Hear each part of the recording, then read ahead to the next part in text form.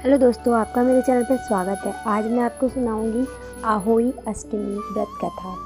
आहोई माता की यह व्रत कथा सुनने के बाद ही आपका व्रत होगा पूर्ण। आहोई अष्टमी व्रत में पूजा के साथ ही व्रत कथा सुनने का खास महत्व है। मानता है कि इस कथा को सुनने के बाद ही आपका व्रत पूर्ण माना जाता है। माताएं संतान की दीर्घ आयु के लिए पूरे दिन निर्जला व्रत रखती हैं और फिर दोपहर के बाद आहोई माता की पूजा करती हैं और शाम को तारों को अर्घ्य देकर व्रत तोड़ती हैं। आइए जानते हैं आहोई अष्टमी व्रत कथा विस्तार से। आहोई अष्टमी व्रत कथा। एक साहूकार था जिसके 7 बेटे और 7 बहुएं थीं।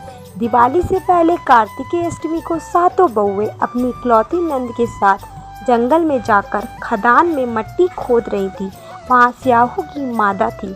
मिट्टी खोदते समय नंद के हाथ से स्याहू का बच्चा मर गया। इससे स्याहू माता बहुत नाराज हो गई और बोली, मैं तेरी कोख बांधूंगी। तब ननद अपनी 7 भाभियों से बोली, तुम में से कोई अपनी कोख बंधवा लो।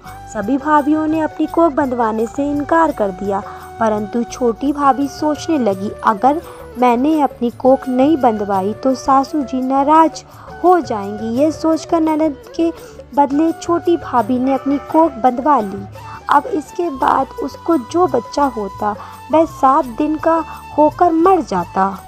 एक दिन पंडित को बुलाकर पूछा, मेरी संतान 7वें दिन क्यों मर जाती है? तब पंडित ने कहा, तुम सुरई गाय की सेवा करो। सुरई गाय स्याहू माता की भाली है, वह तेरी कोख खुलवा देगी, तब तेरा बच्चा आएगा।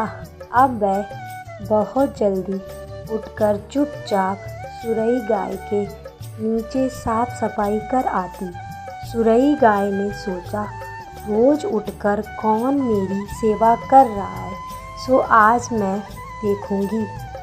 गौ माता खूब सवेरे उठती, देखती कि साहूकार के बेटे की बहू उसके नीचे साफ सफाई कर रही है। गौ माता उससे बोली, क्या मांगती हो? साहूकार की बहू बोली, स्याहू माता तुम्हारी भाली है और उसने मेरी कोख बांध रखी है, सो मेरी कोख खुलवा दो। गौ माता ने कहा, अच्छा ठीक है। अब तो गौ माता समुद्र पार साहूकार की बहू को अपनी भाली के पास लेकर चल पड़ी। रास्ते में खड़ी धूप थी, सो वह दोनों एक पेड़ के नीचे बैठ गईं।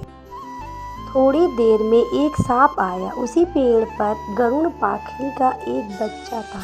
सांप उसको डसने लगा। तब साहूकार की बहू ने सांप मारकर डाल के नीचे दबा दिया और बच्चे को बचा लिया। थोड़ी देर में गरुड़ पाखनी आई और यह खून देखकर साहूकार की बहू को चोंच मारने लगी। तब साहूकार की बहू बोली, मैंने तेरे बच्चे को नहीं मारा, बल्कि सांप तेरे बच्चे के करीब आया था। मैंने तो उससे तेरा बच्चे की रक्षा की है। यह सुनकर गरुड़ पंखनी बोली, मांग तो क्या मांगती है? वह बोली, 7 समुंदर पार स्याहू माता रहती है, हमें तो उसके पास पहुंचा दे। तब गरुड़ पंखनी ने दोनों को अपनी पीठ पर बैठाकर स्याहू माता के पास पहुंचा दिया। स्याहू माता उनको देखकर बोली, हाँ बहन बहुत दिनों में आई है। फिर कहने लगी, बहन मेरे सिर में जुएं पड़ गए हैं। तब सुरई के कहने पर साहूकार की बहू ने उसकी सारी जुएं निकाल दी।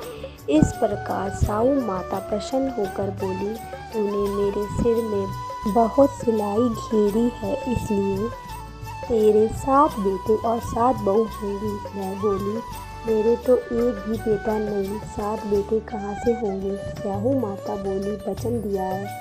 तब साहूकार की बहू बोली, मेरी कोख तो तुम्हारे पास बंद पड़ी है। यह सुनकर स्याहू माता बोली, तूने मुझे ठग लिया। जा, तेरे घर पर तुझे 7 बहुएं मिलेंगी। तू जाकर उजमन करियो, 7 अहुई बनाकर 7 कढ़ाई रखियो। वह लौटकर घर गई तो वह देखा कि 7 बेटे 7 बहू बैठे हैं। वह खुश हो गई। उसने 7 अहुई बनाई, 7 उजमन किए और 7 कढ़ाई रखी। शाम के समय जेठानियाँ वापस में कहने लगी, जल्दी जल्दी पूजा कर लो, कहीं छोटी बच्चों को याद करके ना रोने लगे। थोड़ी देर में उन्होंने अपने बच्चों से कहा, अपनी चाची के घर जाकर देख आओ कि आज वह अभी तक रोई क्यों नहीं।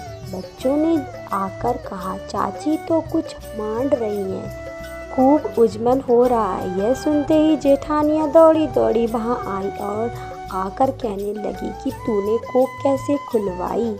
वह बोली, तुमने तो कोप बंधवाई नहीं थी, सो मैंने कोप बंधवा ली थी। अब स्याहू माता ने कृपा करके मेरी कोप खोल दी है। हे स्याहू माता, जिस प्रकार उस साहूकार की बहू की कोप खोली है, उसी प्रकार हमारी भी कोप खोलना। एक कटोरी में गेहूं के दाने या फिर हल्दी चावल लेकर कहानी सुने। आहोई अष्टमी की जय हो माता आहोई की। अगर आपको कथा अच्छी लगी हो तो चैनल को लाइक शेयर एंड सब्सक्राइब जरूर करें। जय माता दी।